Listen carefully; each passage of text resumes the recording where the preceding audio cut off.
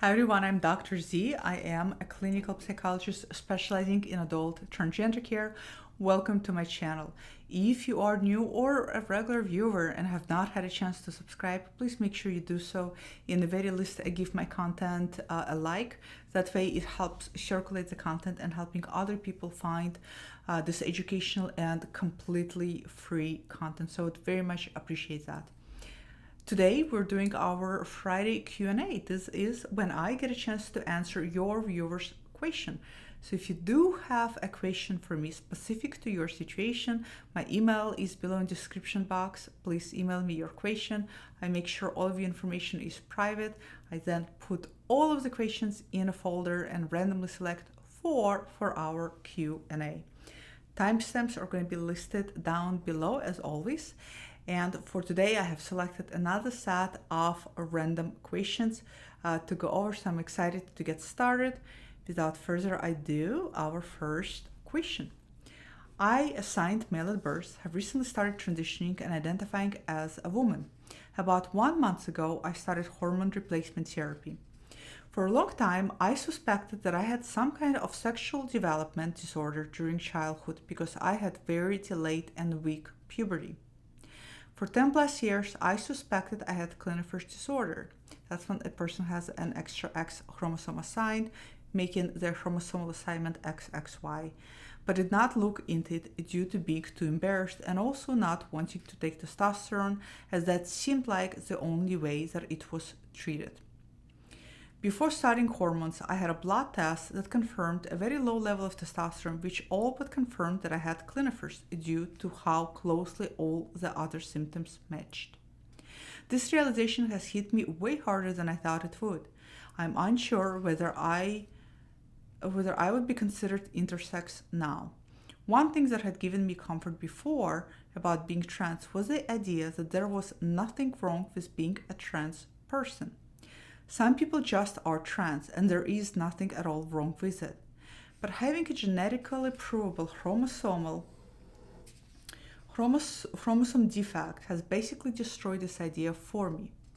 I now often have thoughts of being some kind of genetic mistake or freak, and it is difficult to deal with. I also feel like I can no longer relate to trans women as much now, which was something I took a lot for comfort in doing. I feel very alone. I'm really sorry how alone and distressed you feel by this. This is a really good question, and it's also an interesting question in so much as in my 20 years of experience working with trans adults, I have actually found that the reverse is true. A lot of trans women that I work with would very much struggle accepting that they do have gender dysphoria and very much struggle to accept that they are trans women.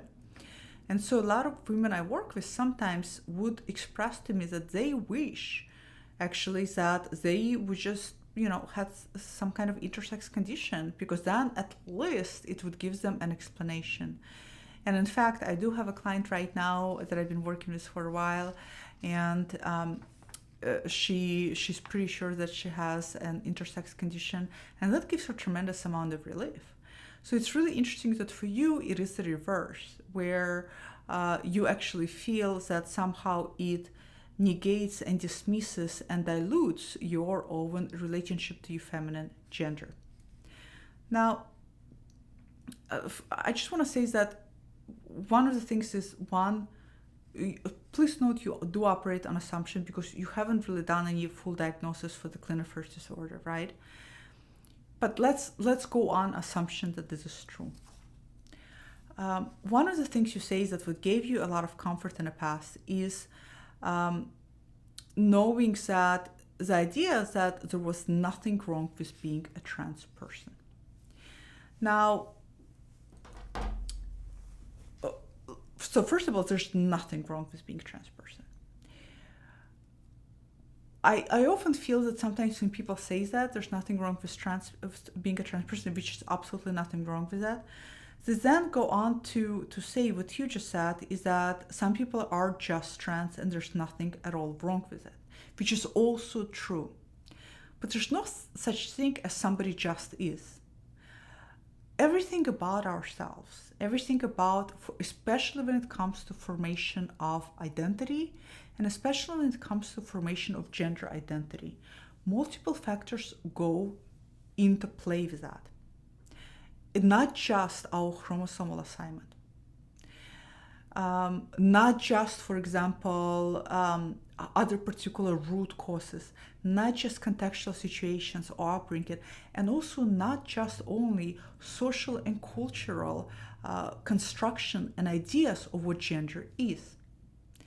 We don't exist in a vacuum, so everything is affecting us to a lesser or greater degree. Now, individuals who are transgender, for somebody to develop, let me put it that way, a trans identity versus a cis identity, right? There is also going to be an underlying root lineage leading up to that development. And there are numerous aspects to it. As I always talk on this channel, there's multiple root causes that tend to cause for somebody to experience gender dysphoria. One of the root causes is biological. What do I mean by that? What I mean is somebody's born with particular chromosomal assignment. And based on the chromosomal assignment and our societal perception of relationship to that kind of unfoldment of those sex differences, that individual innately doesn't feel in alignment with it. Neurologically even doesn't fit in alignment with that.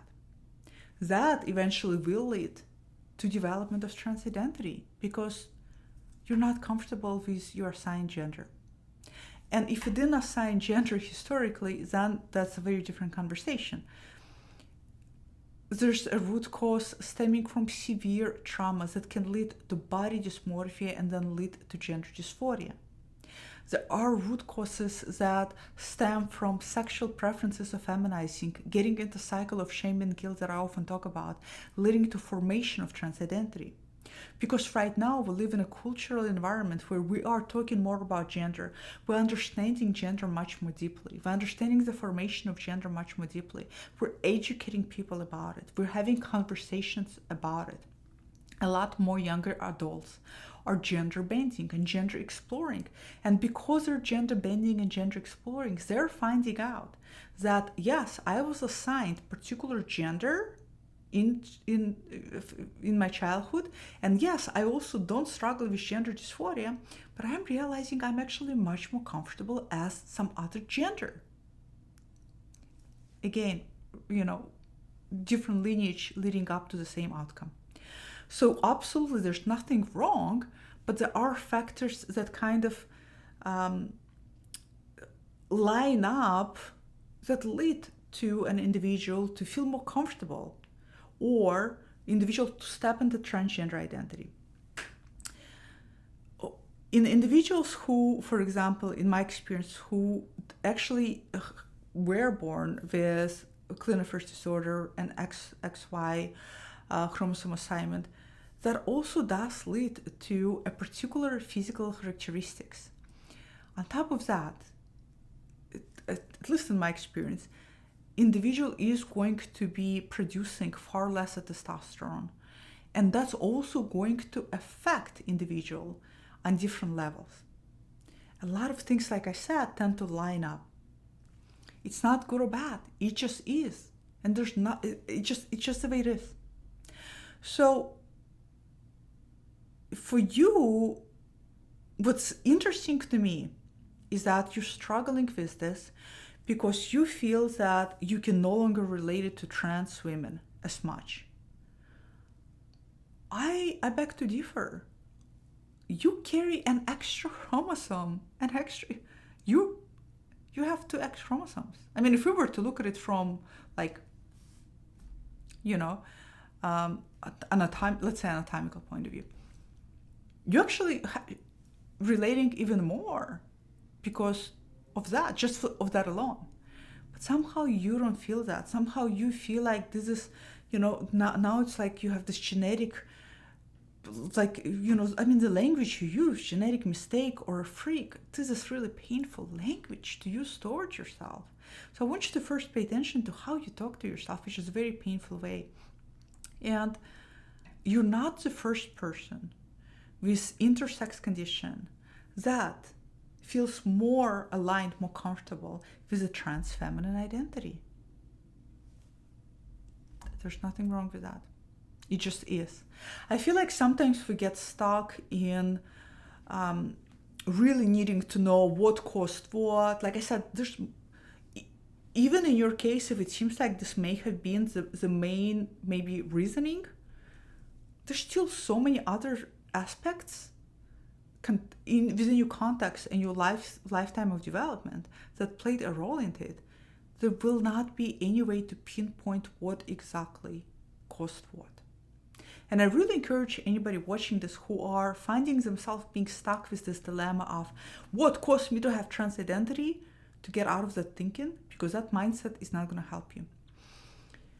When I work with people who either struggle with gender dysphoria, and it is the pain point of gender dysphoria that makes them move forward, or don't have very strong gender dysphoria but still strongly identify as, for in this case, trans femme identity, the goal is now, present time. And presently what I see now in your question is that you still feel strongly aligned with trans femme identity. That is then how you see yourself. And I would encourage for you to focus on that and focus on the now and on the present versus diluting anything for yourself. That would be my feedback to you. Hopefully this is helpful. If anybody watching this who experienced a similar type of historical blueprint, comment below and share your thoughts on this. Again, I think a lot of you are preoccupied with finding the causes and normalizing things for yourself. Trans femme identity is something you resonate with right now. Little steps you take forward continue to make you feel more aligned. Does it make you feel happy? If there's any pain point, is the pain point starting to go down? If the answer is yes, yes, yes, well, okay. That's some very important data points right there. Everybody's very focused on the historical underprinting and paying attention to the pain, and they forget to paying attention to what actually makes you feel to be happy. Okay? So hopefully this was helpful. Very good question, and I hope you're not going to feel so alone as you do. Question number 2. I always thought being transgender was something to do with gay people, and I'm not gay. No, it doesn't really. Sexuality and identity are different things, but there have been people who initially thought, because they were also sexually attracted to the same gender identities, and so they thought it was just, but later found out that they actually also have a trans identity. After working with my psychiatrist for years now, she informed me that you don't have to be gay to be transgender. She's correct. So after a little investigation with transgender and gender dysphoria, I was like, oh my God, that's me ever since I was a kid. I was 56 when I was diagnosed with gender dysphoria. I'm now 58 and taken estrogen patches since October 2024 and recently started progesterone. My question is this. Every time I wake up, it's like I can't believe who I am now. I pass very well and no issues here. Not that this is a bad thing, but I can't believe I've been female all along. Is this normal? I heard you mention Taiken not long ago. I don't know in which context I mentioned Taiken, probably in one of my videos. I've been doing this since I was a kid because I love looking at my body as a woman.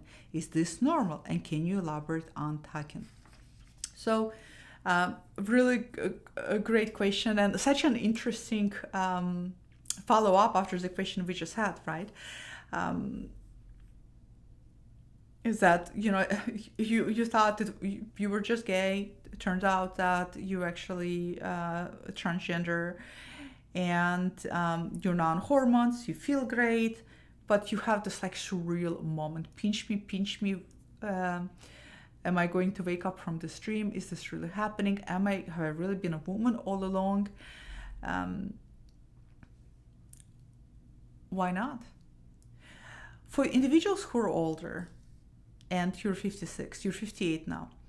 I would say for individuals who are 30 and up, the longer you've been living with dysphoria, or the longer you've been living also in either with dysphoria, actively being aware that you have dysphoria, or the longer you've been living with not feeling aligned, not feeling like there's something not aligned with your assigned gender. And then suddenly you realize this later in life, you act crack, so to say. The harder it is sometimes to assimilate all of that past. By assimilating, I mean partially to accept it, also make peace of it, but also to realize that, yeah, it was there all along.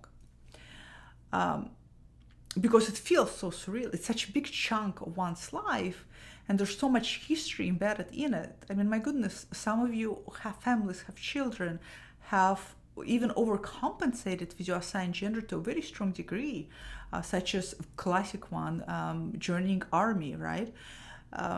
Where you're looking back historically and it almost seems like it doesn't make sense. Who was that person? How could this person have been woman all along and not known that? That's just your mind trying to catch up to what is happening to you right now. And that's going to take time. That level of assimilation is going to take time. So the longer you've been in denial also and avoiding dealing with your gender incongruency, the harder it is going to be to assimilate, because your mind is going to play tricks on you. Now, in terms of talking, so you say you've been talking since you were a little kid, which is a lot of times is an indication of dysphoria being present and you being uncomfortable with your genitals. That's a presence of genital dysphoria in this case. And desiring an appearance of much more feminine genitals. Is this normal, and can I elaborate? Yes, it is normal. It is normal to talk in childhood. Again, it's oftentimes is a sign of presence of physical genital dysphoria. If you're doing it right now as an adult, I would assume you're doing it because, again, it making you feel more congruent with your gender. It making you feel more feminine. Oops, excuse me. Usually I have my phone on silent. So sorry about that.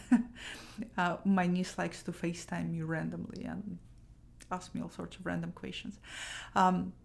If you're typing presently, that could mean two things. It could mean that you are still experiencing genital dysphoria and discomfort with your genitals, or you don't have any genital dysphoria, but you talk because you prefer it that way. You like the appearance of it. You like that it makes you feel more congruent with yourself. There's nothing wrong with talking. It can be very uncomfortable for individuals to carry on. Some individuals, depending on level of physical distress, do lead to eventually considering vaginoplasty. That may or may not be for you something for you to ponder by yourself.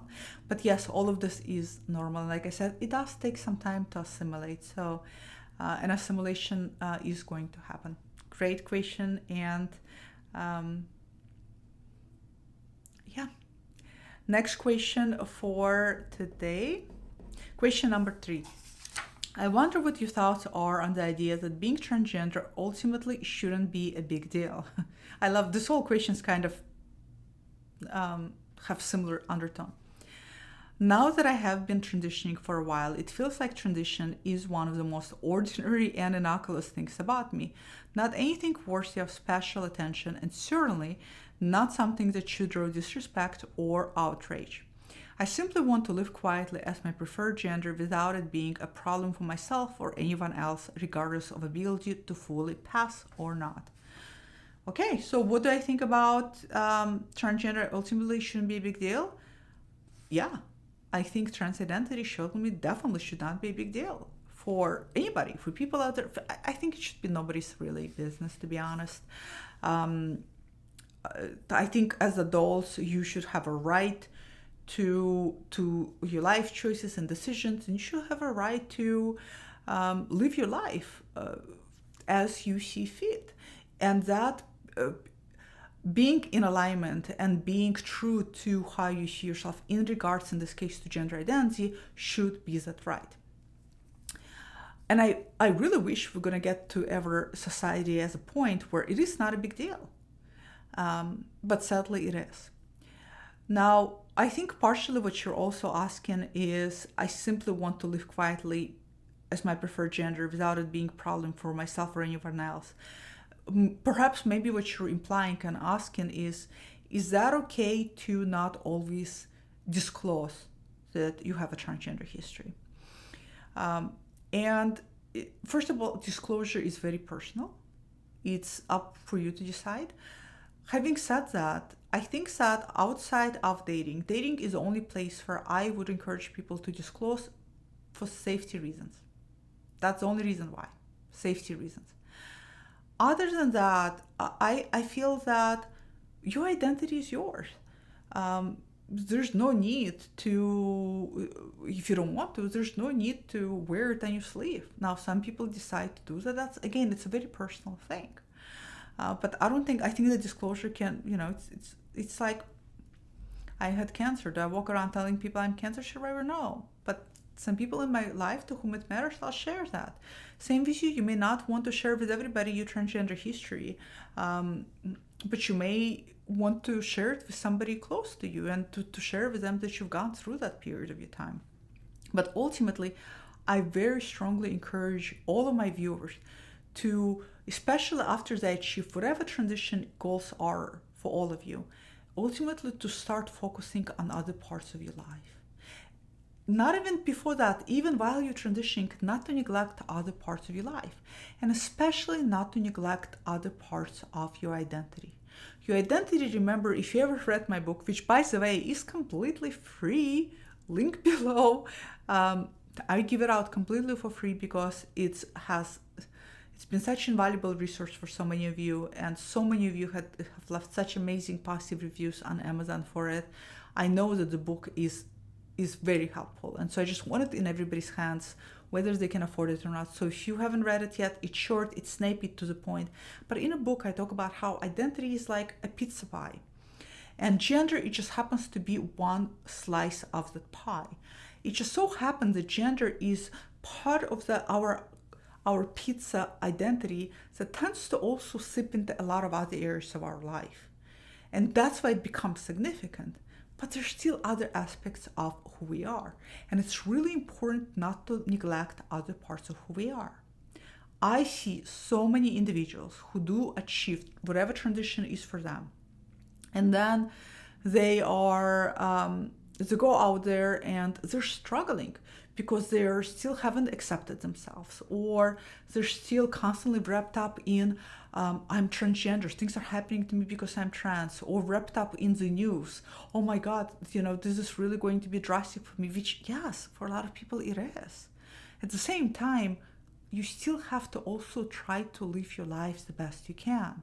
And a lot of people sometimes forget that there's so much to them, so much to all of you than just your trans identity. So much to you. Just like to me, there's so much more to me than just my cisgender identity. So I really encourage all of my viewers to be able not to neglect other parts of themselves. But yes, I think that transition ultimately shouldn't be a big deal. Yeah, I mean, not transition. Transition is a big deal. Sorry, I misspoke. It's a big deal because it is very, very challenging.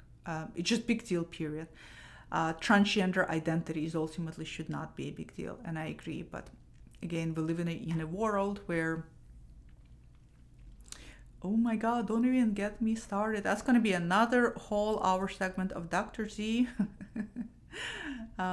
Because I really can't understand how much of our society is so wrapped up in so much hatred and so much of otherness.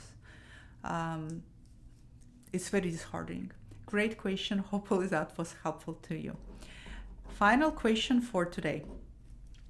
Hi, Dr. C. I'm still confused about my gender. I have watched probably every YouTube video that you have created, which has been great help. My advice, don't do that. Sometimes information is good. Hoarding and collecting too much information for all of you can be very counterproductive. Okay, so because then your mind jumps to, but what if it's this? What if it's that? This is where talking to somebody who knows what they're, like a gender therapist in your area, could be very beneficial. One thing I do which confuses me and sheds doubt on my desire to transition. Okay, this sentence doesn't make sense, but I think maybe watching my YouTube videos is one thing that actually causes confusion, which, yeah, sometimes we need to step away from all of that and pay attention to how we feel instead. Also, I have strong feelings of envy toward women. I do also find myself looking at handsome men or men I admire and think, why can't I be like that person? If I could just be like that man who seems perfectly comfortable in his gender. I try to forget the gender dysphoria, but it returns. Is this common for those questioning their gender, male to female, to look at other men and cause doubt about their transitioning? Great question, and absolutely yes, it is very common. So, a few things. I notice you say that you look at other men, and one of the things that you ask yourself is, why can't I just be like them, perfectly comfortable in their gender? Gender envy is different, right? Gender envy is you're seeing something that you envy yourself. You're idealizing something because you want to be that. Gender envy toward women, you're looking at women and you not only envy of maybe their looks or whatever it is, but you also envying that they get to live life as women and you want to be, there's part of you that desires to be that woman or to be at least some element of that feminine. In your case, you also have gender envy toward women, but apart from that, you're looking at men and you wonder, why can't I be as comfortable as that person is in their gender? It's a little bit different. Do you see it? It's a little bit more nuanced. Is this common? Yes, it is very common. It is very common in young adults, especially. I would even say that it is, in my experience, working with so many adults over the years, I have so far seen this primarily in young adults. And it often does manifest like this. You're looking at men, and it's not that you desire it or you envying their gender, you envying their comfort, their comfortability in their gender. Do you see the difference? And you wonder, maybe if I only looked as they are, or maybe if I had their, whatever it is you're telling yourself, maybe then I would be comfortable in my gender. But you're not them. You're you. And the truth is, you're not comfortable in your relationship to your assigned gender.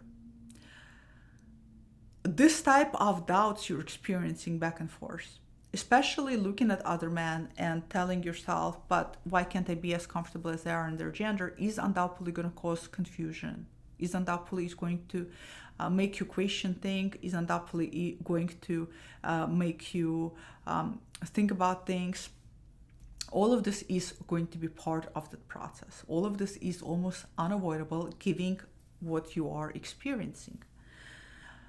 What I recommend when somebody feels a sense of confusion, I recommend to again pay attention to you, bring it back to yourself. What is it about your assigned gender that you don't feel comfortable about? What is it about other genders that you are gender envying that makes you want to step into? Why? Again, we focus so much on certain things without really connecting to ourselves and how we feel about things, which is really, really important. There was something else. Oh, you also mentioned that you try to forget dysphoria. So you're telling me you do experience gender dysphoria, but it returns. Sadly, yes. I have never seen gender dysphoria just completely disappear. Anybody watching this that had struggled with gender dysphoria will attest to the fact that it doesn't just go away. You can fight it all your life. You can be in denial of its presence majority of your life. You can find a way to cope with it, healthy or unhealthy ways, or you can find a way to take steps forward in dealing with it so you can alleviate it. But it doesn't just suddenly vanish. And it doesn't just suddenly go away because you get older. It might change because it fluctuates.